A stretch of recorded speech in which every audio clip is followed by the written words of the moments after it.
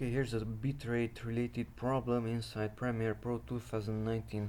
I exported this video on the timeline and the bitrate was always less than expected. So here's the first video, and at details we can see the total bitrate is 36.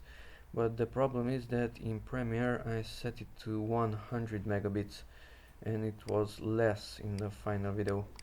I rendered it once again and it was also less, only 36 instead of 100, and for the third time, and that time I got 46 instead of 100.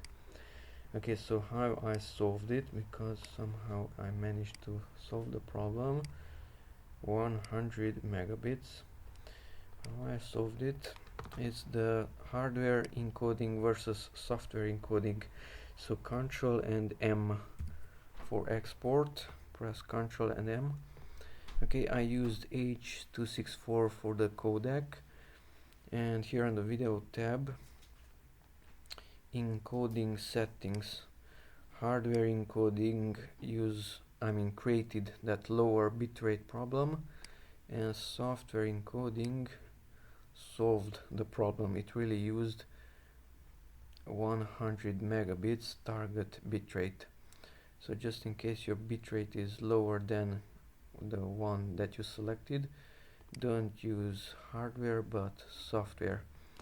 Okay, the software encoding makes a little bit of difference here in task manager and performance.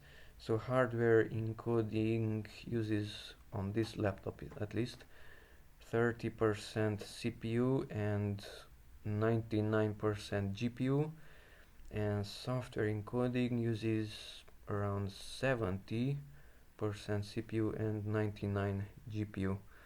So hardware encoding uses less CPU, but it's also creating that problem with the bitrate.